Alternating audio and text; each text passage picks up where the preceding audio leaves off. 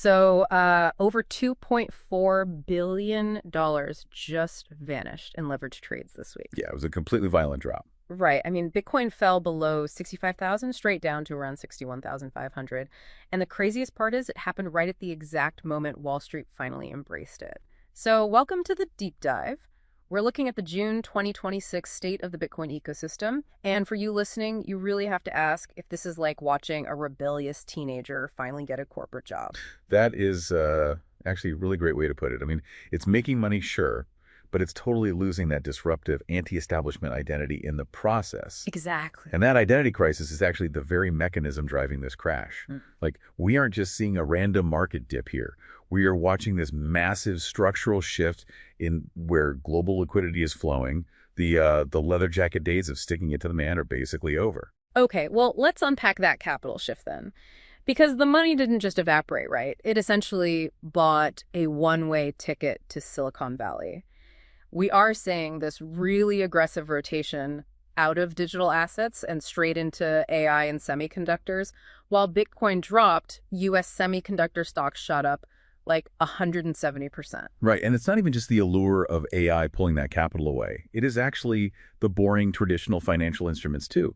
Right now, U.S. Treasury yields are sitting comfortably over 4.5%. Wait, but why does a 4.5% yield suddenly trigger a massive Bitcoin sell-off? Well, it comes down to opportunity cost. You know, when interest rates were practically zero, holding a non-yielding asset like Bitcoin made total sense.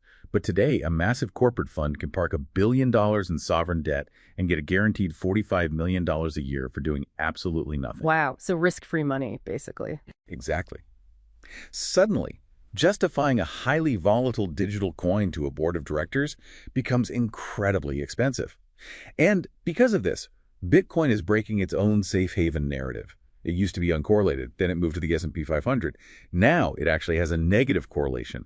As AI drives the broader market up, Bitcoin is just kind of lagging behind. I do have to push back here, though, No. because if AI is growing this fast, doesn't it desperately need the massive decentralized energy networks that Bitcoin mining has already built out? Like, why aren't they symbiotic instead of competitive? If AI needs power, shouldn't it be partnering with these miners instead of training their investor capital? So they actually are partnering on the infrastructure side, but that just doesn't save the coin's price.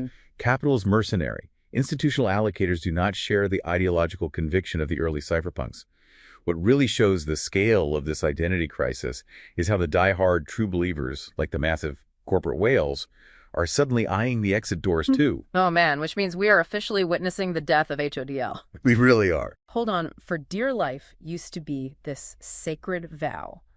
Now I'm looking at our sources and seeing heavily indebted companies treating that vow as a highly flexible suggestion the absolute second the bills come due. Strategy Inc. is the prime example of this. Historically, they were the loudest champions of literally never selling. Yet they just executed an inoculation event where they sold 32 Bitcoin. It is a tiny fraction of their stash, but the mechanics are what matter.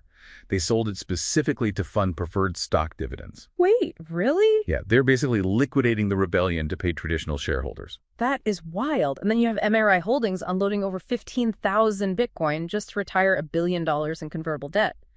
Essentially, they are paying off loans that could have turned into company stock, using Bitcoin as this defensive slush fund. Right, so active financial engineering has completely replaced passive holding. Corporate treasuries are now treating Bitcoin as just another highly liquid balance sheet asset to defensively service traditional fiat debt obligations. But it actually goes beyond corporate boardrooms, too. Nation-states are compromising as well. El Salvador just dropped its mandatory Article 7 rule. That was the rule forcing everyday businesses to accept Bitcoin. And why? To secure a $1.4 billion IMF package. Yeah, that was a huge concession. And speaking of our earlier AI point, they're literally pivoting their volcano energy infrastructure away from mining crypto to powering AI data centers. They are leasing volcanoes to ChatGPT. I mean, if that doesn't tell you where global liquidity is flowing, nothing will. And this global maturation is forcing a regulatory reckoning too. In the EU, the MiCA regulations hit full enforcement this July. That permanently ends the era of regulatory arbitrage and demands traditional bank-level compliance. Right, totally changing the game. Exactly. Meanwhile, the U.S. SEC, under new leadership, is explicitly pivoting to a pro-innovation framework to keep development domestic. We're just impartially reporting what the sources say here, but the shifting government approach is undeniable. So if El Salvador is dropping mandatory commercial use and global regulators are boxing it into traditional compliance frameworks, is Bitcoin officially just a back-end reserve asset now? Like, not everyday money? The data suggests exactly that. The base layer has transitioned. It is just too expensive and regulated for buying coffee now. It is an industrial-grade settlement layer. So what does this mean for you, the listener? The big takeaway is that Bitcoin in mid-2026 is no longer an isolated experiment. It is a hyper-financialized global commodity, completely beholden to AI trends, corporate debt restructuring, and ETF flows. It has matured, yes, but that maturation means it plays by Wall Street's rules now. Which leaves us with this final thought to ponder. If our rebellious teenager perfectly integrates into the exact traditional banking and corporate debt systems it was created to bypass, did it actually win its financial revolution, or did the legacy system simply absorb it?